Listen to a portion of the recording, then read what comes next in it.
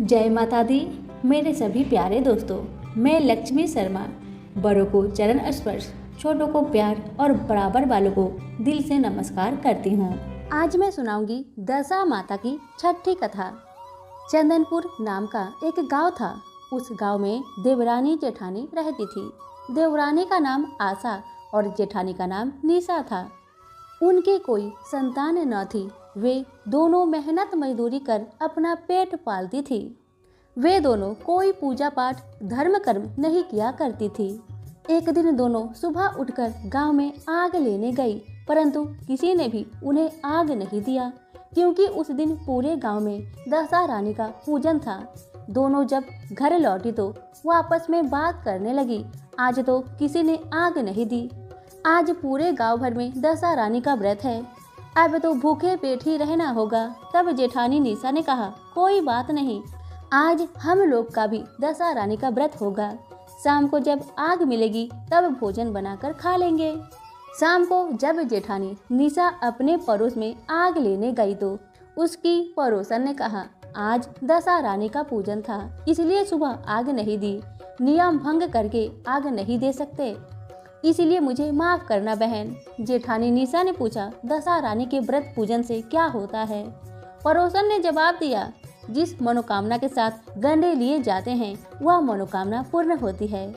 तब जेठानी बोली, अब की बार जब गंडे पड़े तब मुझे भी कहना, मैं भी गंडे लूंगी और पूजन करूंगी। इसके बाद जेठानी आग लेकर पड़ोसन के घर से निकल ही रही थी कि सामने से उसे गाय माता चढ़कर आती हुई दिखाई दी। ग्वाले के कंधे पर एक बछवा था और एक गाय पीछे पीछे उसे चाटती हुई आ रही थी। पड़ोसन ने ग्वाले से पूछा, भैया तुम्हारी गाय पहला ही है या दोहला तिहला? ग्वाले ने कहा, पहला ही, ब्याईन है। पुनः पड़ोसन ने पूछा, बछवा ब्याई है या बछी ब्याई है? ग्वाले ने जवाब दिया, बछवा है। तब उसने जेठानी निशा से कहा, लो अब घर जाकर दशा रानी का गंडा ले लो। 9 दिन तक कथा सुनना और 10वें दिन सिर से स्नान करके पूजन करना।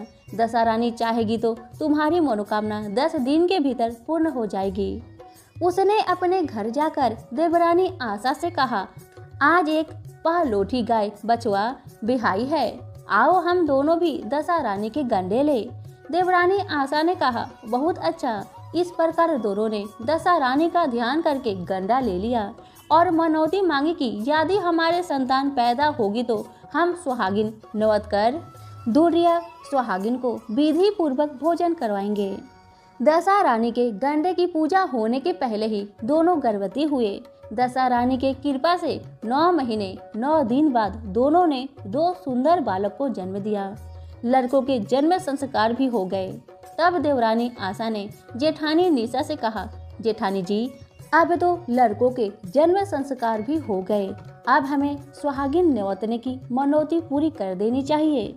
जेठानी निशा ने उत्तर दिया, ऐसा भी क्या जल्दी है, जब लड़कों का अन्नप्राशन करेंगे तब मनौती पूरी कर लेंगे। देवरानी आशा ने जेठानी निशा की बात मान ली। कुछ समय बीतने के बाद लड़कों के अन्नप्राशन भी हो गए। देवरानी ने दोबारा जेठानी को याद दिलाया।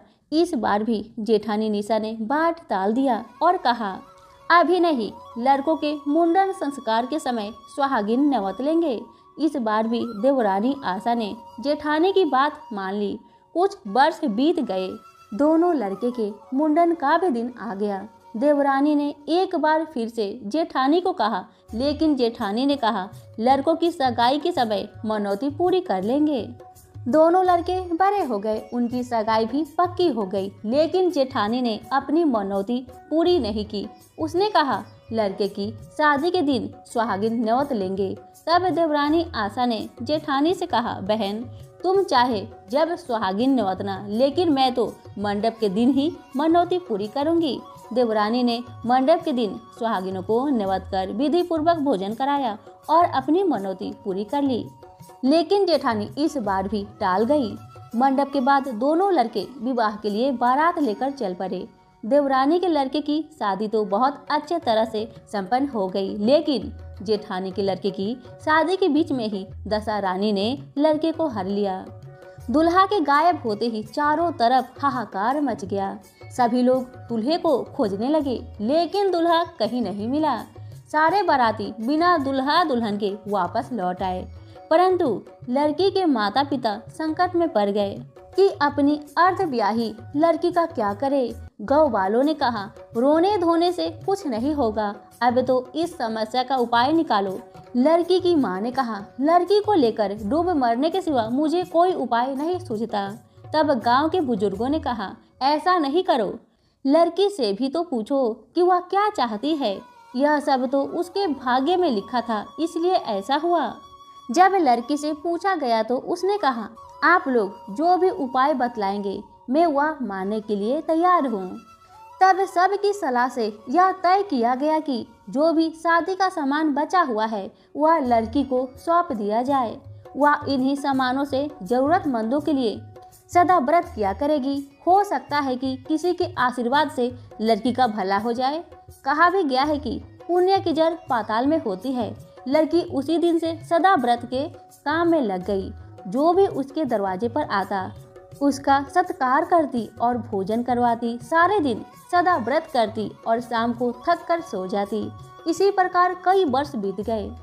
एक दिन एक साधु तीर्थ यात्रा करते हुए उसी गांव की ओर आ रहे थे जहां पर वह लड़की सदा व्रत करती थी। गांव से बहुत दूर घने जंगल में एक पीपल का पेड़ था।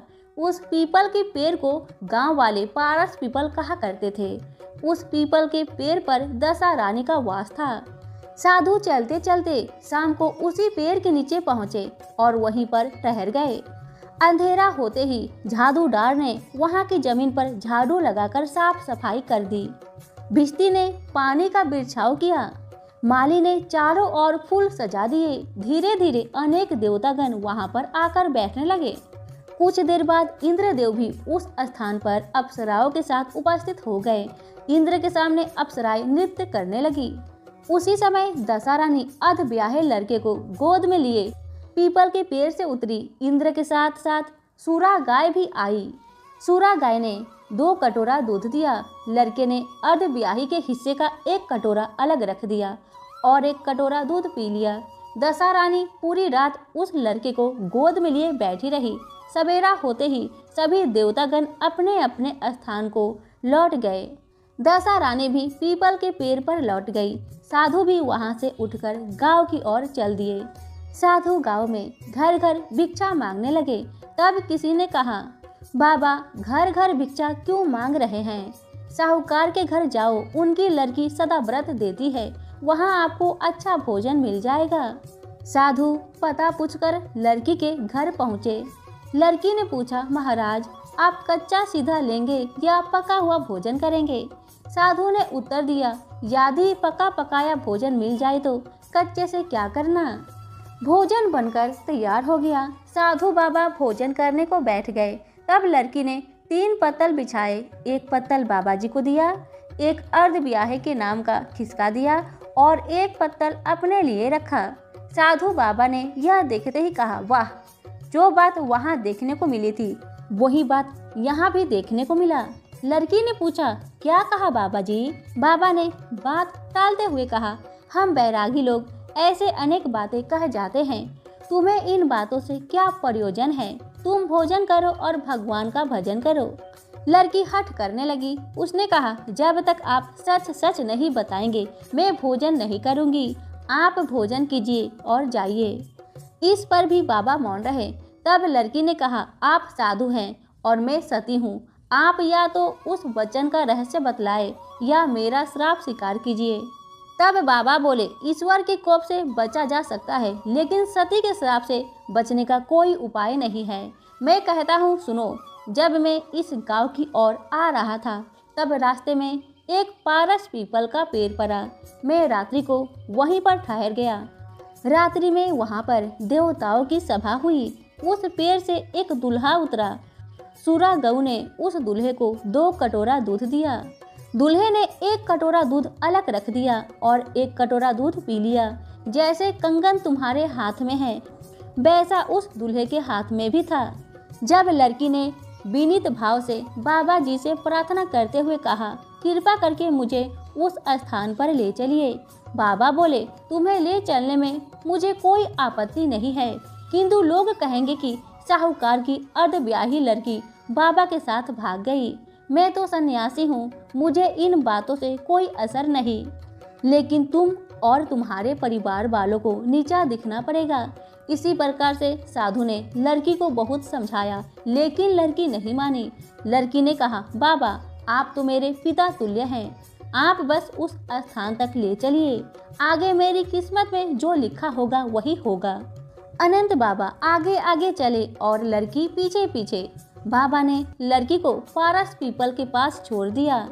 जब संध्या हुई तो नित्य की तरह झाड़ूदार ने झाड़ू लगाया, भिस्ती ने जल छिड़काव किया और माली ने फूल बिखेरे। देवतागण आ गए, राजा इंद्र और उनकी अप्सराएं आई। अप्सराओं ने नृत्य करना शुरू कर दिया। कुछ देर बाद दशा रानी पीपल के पेड़ से गोद में अर्ध ब्याहे को लिए हुए उतरकर दरबार में बैठी। लड़के ने सूरा गाय से दूध लिया। लड़के ने जैसे ही अर्ध ब्याही का कटोरा अलग रखकर अपना कटोरा मुंह से लगाया कि लड़की कटोरा हाथ में लेकर उसके सामने आ गई और बोली, अपना भाग लेने के लिए मैं उपस्थित हूँ और जो आज्ञा दी जाए वो सेवा करूँ। तब लड़का बोला, मैं इस प्रकार तुमको नहीं मिल सकता, मैं दशा रानी की सेवा में रहता हूँ, अभी मुझे दरबार में जाकर उनकी गोद में बैठना है। यदि तुम मुझे पाना चाहती हो तो दशा रानी को प्रसन्न कर मुझे मांग लो, तभी मैं तुम्हारा हो सकता हूँ। इतना कहकर लड़का दूध पीकर दशा रानी की गोद में जाकर बैठ गया। लड़की अप्सराओं के साथ नाचने लगी। अप्सराएं की संख्या में बहुत थी। थोड़ी थोड़ी देर बाद उनकी बदली हो जाती थी। जो थक जाती वो बैठ जाती और उनके स्थान पर दूसरी अप्सराएं नृत्य करने लगती। लेकिन लड़की रात भर बिना थके नाचती रही। जब सवेरा हुआ तो दशा रानी ने कहा, यह नई नाचने वाली लड़की बहुत नाची है। उसे बुलाकर दशा रानी ने कहा, मैं तुमसे बहुत प्रसन्न हूँ, तुम जो मांगना चाहती हो मांग लो। तब लड़की ने दशा रानी से शुरुआत करवा लिया कि जो मांगू वो आप देंगी। उसके बाद उसने अपने पति को पकड़ लिया और कहा, मुझे यही चाहिए। दशा रानी ने कहा, तूने मांगा तो बहुत, परंतु मैं वचन दे चुकी हूँ, इस कारण तेरा वर तुझे दे देती हूँ। राजा इंद्र ने पूछा, भगवती ये सब क्या भेद है, जरा मुझे भी बताइए।